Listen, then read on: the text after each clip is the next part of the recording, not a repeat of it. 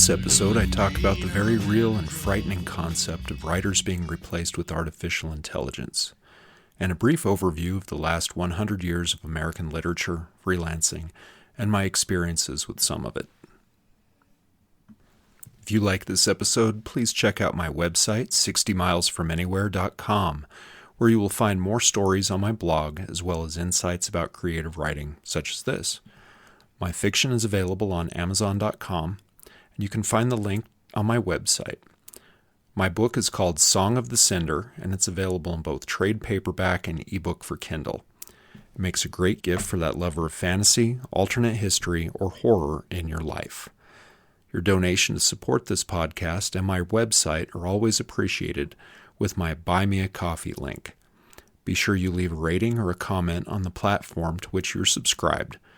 Ratings and comments help improve my rankings on platforms such as Spotify, Apple Podcasts, Audible, and many others.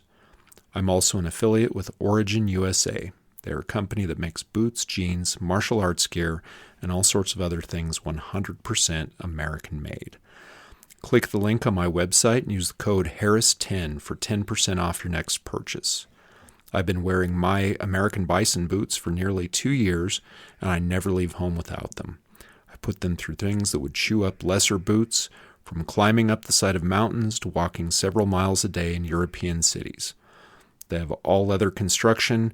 Mine are made out of American Bison, as the name implies, and they also have Vibram soles. They're durable, they feel great, and they work great on the trail, as well as taking them out to a nice restaurant for dinner.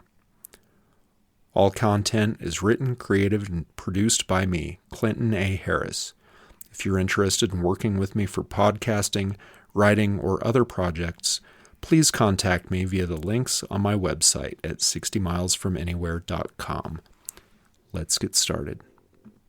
Today, let's talk about the future of content writing. Every so often, I'm on Facebook and I see an ad for some kind of new AI-generated content mill. As someone who has been working for content mills since 2011, I have a few problems with it in general, but I have even more problems with AI. Today is going to be a rant of sorts about this aspect of writing, which unfortunately has been the last bastion of being able to write and get paid to do it. Not too long ago, writers could make a decent living on their craft.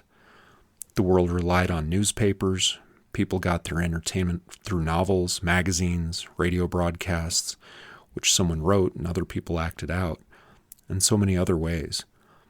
In the days of the pulp writers, authors like H.P. Lovecraft, Robert E. Howard, Burroughs, and others wrote adventure stories, which were later commandeered for comic books and action-adventure movies half a century later. You've probably seen some of the concepts every time Steven Spielberg came out with something in the 80s. During the Great Depression, Robert E. Howard was the highest paid man in his hometown, making money selling his stories to magazines, of which back then would have been known as weird fiction. It showcased stories that weren't the topic of polite discussion, with plenty of monsters, half-naked women, blood and guts, and very little in the realm of moralizing. It was sheer entertainment that people could have considered a guilty pleasure back then. Today we would have called it escapism. The sex was implied, the violence was tamed by today's standards. H.P. Lovecraft focused on taboo subjects such as arcane rituals, monsters living just outside the scope of our understanding, and ancient secrets being rediscovered by advances in the technologies of mankind. It wasn't uncommon for men and women to read at the end of the long day, just to relax, and even with radio, people still read. This might have been the golden era of American literature, actually, blooming less than 100 years after the likes of Melville, Wharton, and Mark Twain, yielding the iconic writers of our time, the heavy hitters like Faulkner, Hemingway, Fitzgerald, Steinbeck, Flannery O'Connor. I won't try to list all the names of the men and women who brought color to literature and were viewed as the rock stars of their era. They were two-fisted writers who spoke plainly about people and their lives, bringing up the stark reality that 2 world wars and a worldwide depression had stripped the glaze of naivete from everyone's eyes. Kurt Vonnegut got his start writing for magazines after World War II, And just like anything else, it began to decline because of this new invention called television, which turned a very active process for our minds and intellectual recreation into something very passive. Short stories were in less demand. His stories became books that nobody read at first, and then they couldn't get enough of them. Weird stories that were relatable, but also fantastic and strikingly sarcastic, almost cynical. So it goes. Writers like Rod Serling, Bradbury, and Roddenberry wrote stories that were friendly for the big and small screen. They were dialed into the same zeitgeist of the atomic age that demanded TV dinners ready from frozen on pressed aluminum trays so they could watch TV dramas like Peyton Place, Twilight Zone, The Outer Limits, and later Star Trek. Back in those days, fiction writers, whether they wrote science fiction or more literary prose, could live comfortably still. There was still a market for stories in a dozen or more magazines, and Hollywood was also buying. One of my favorite authors, Philip K. Dick, was paying alimony and child support for any one of his 5 wives, popping amphetamines at a furious pace to crank out novels and short stories as he ate cat food and slowly spiraled into madness. Some of our favorite movies, if not the types of stories influenced by his ideas, were his concepts. Eventually, he believed God was speaking to him through a purple laser, and most of his latter books were intertwined with Gnostic theology from his own experiences with hallucinogens and religion. It's ironic that L. Ron Hubbard was the one who started the cult, though cult leaders usually don't get high on their own supply, but he was another writer who did well for himself too. The Capotes and Shirley Jacksons and Harper Lees and Louis L'Amours and Kerouacs and Hunter Thompsons came along. Some of them kept up the traditions of the pulps, and others opened up doors into rooms we once felt ashamed to look into. But people were reading, even if they were beginning to read just to be able to follow the movie version better than when it came out. Writers were making money still when failed schoolteacher Stephen King came around and started scaring the shit out of the people in the 1970s. The era of mass-produced mainstream fiction was also upon us, though it was also waning, losing out to the cable television and direct-to-video movies, blockbuster movies, right out of the time that higher education became inflated and almost irrelevant. Reading was starting to look elitist. It was almost like Latin being taught in schools. They shoved it down your throat, but they didn't expect anyone to read much past childhood, not with everyone taking pride in their 60-hour work weeks. Anyway, the pay rates for selling fiction to the dwindling magazines near the end, when I was submitting stories to the likes of Asimov's, Analog, and Fantasy and Science Fiction, these rates for published stories were about the same as they were back in Mark Twain's day. Nobody was getting rich off of having a byline with inflation. Most full-time fiction writers had a side gig, too. They were often anthology editors, teachers, they had book deals, and were getting invited to write for magazines based on their clout and using these publications to promote their other works.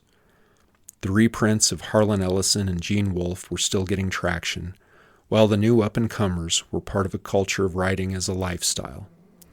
I hung out with some of these people in Boulder once. I don't think any of their fiction was particularly good, but they had the right connections and healthy enough trust funds to give them a lifestyle to where they could tell other people that they were writers. They got editing jobs and published mostly by their friends. The whole thing became pretty insular and inbred. When I went to college in the 1990s, I had quite a few friends who were on the other side of the fence when it came to being English majors. They were journalists. At the time, they were learning how to write for publications, newspapers, and even television news outlets. Many of them went on to do other things, like becoming professors to teach other people how to become journalists, or even technical writing. At the time, tech writing was big, but that was also short-lived. I was offered a job by a classmate. She said her dad was looking for technical writers starting at around $70,000 per year. In 1998 dollars, that was incredible. I learned early that connections were more important than an education, and unfortunately for me, though she was my connection in this world, The job offer was her dad's way of trying to get her to stay in Colorado instead of moving to Ohio with her boyfriend to get married. Less than 10 years later, the bottom fell out of all of it.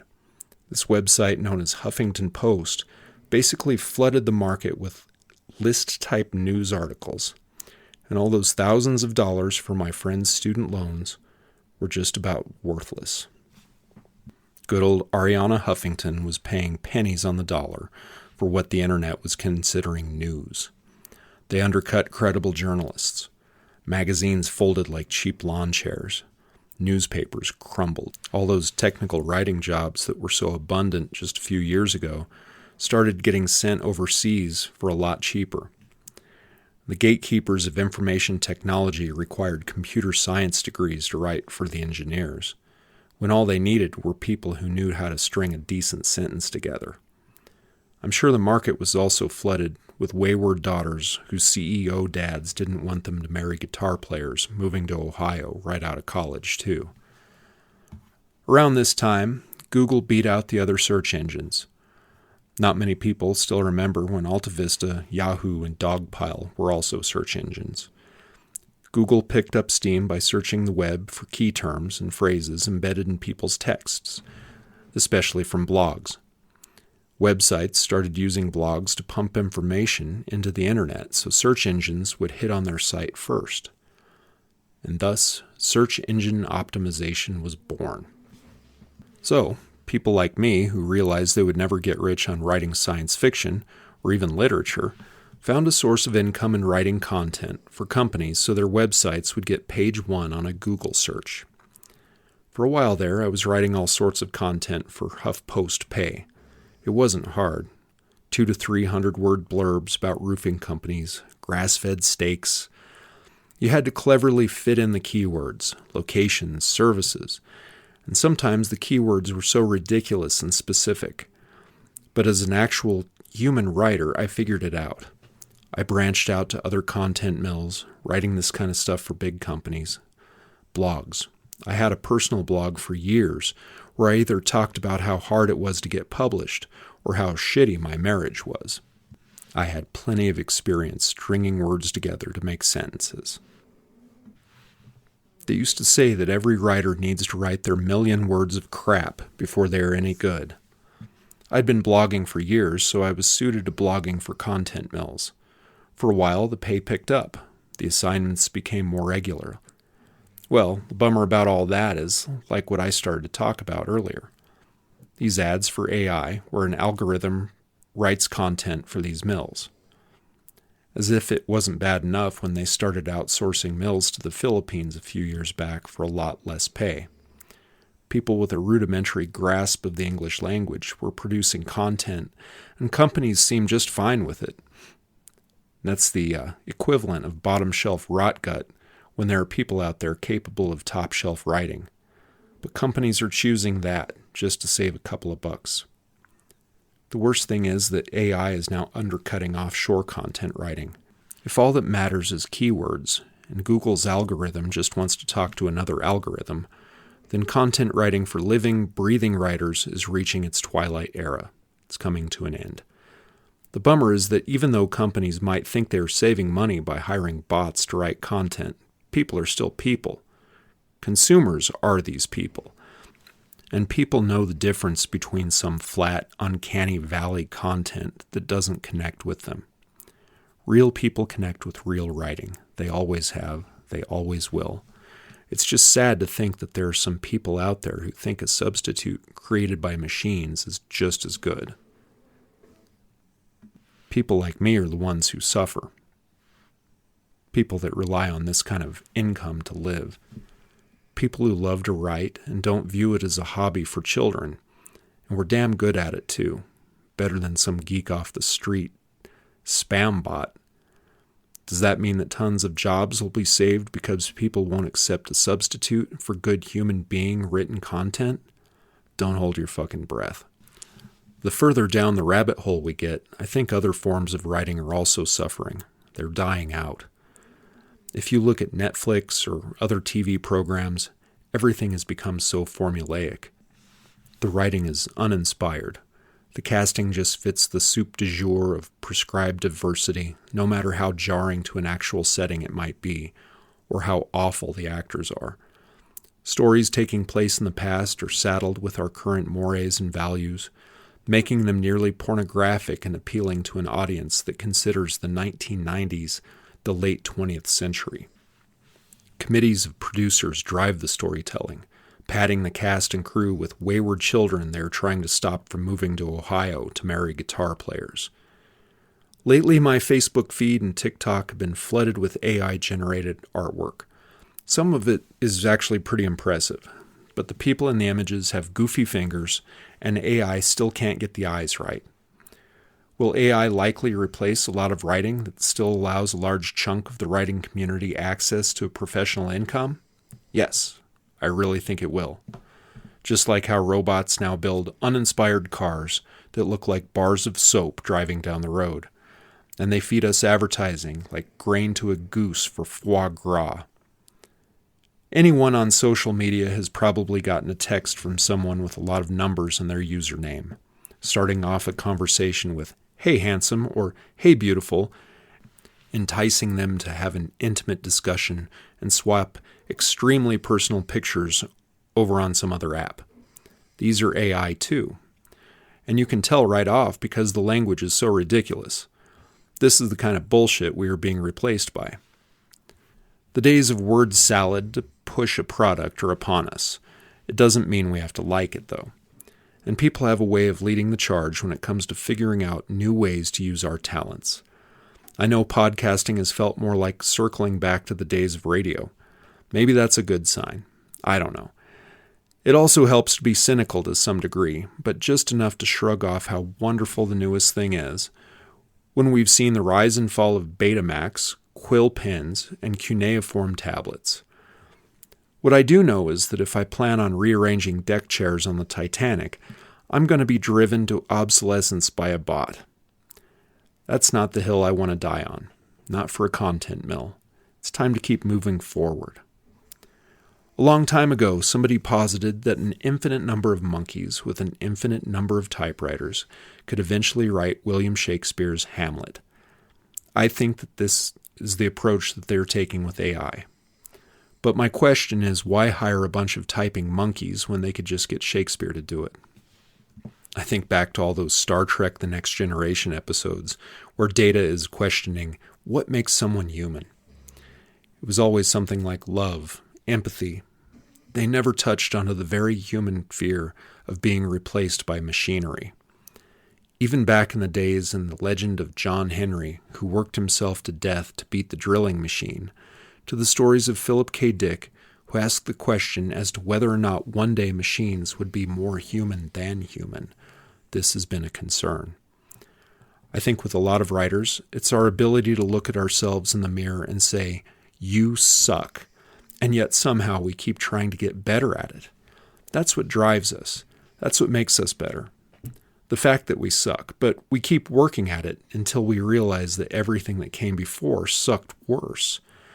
It's how we got antibiotics and vaccines, cellular phones and vibrators. One good thing to come out of AI is eventually all of this consumerism will mean that a computer is writing for the benefit of a computer, and eventually people will probably just walk away from all of it and figure out another way to amuse themselves, maybe spurring on a new golden age or complete societal collapse. We can go back to reading books on paper, listening to radio programs, and not screwing up our planet with a bunch of plastic. The AI can convince companies that all is well, and they pitch forward and fly the whole damn shit show right into the ocean. It's something to think about anyway.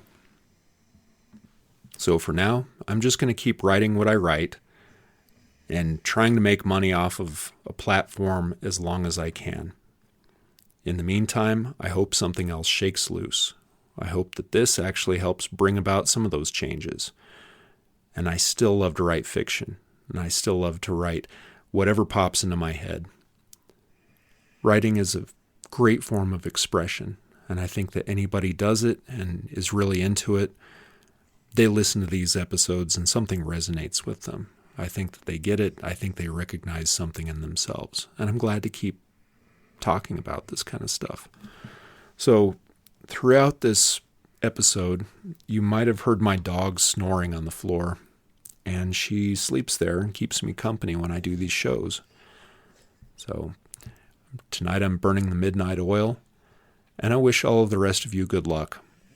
And maybe one day Skynet won't take over and take our jobs, and we'll all get to live in some kind of cool place where the machines do a lot of the work and we get to creatively express ourselves.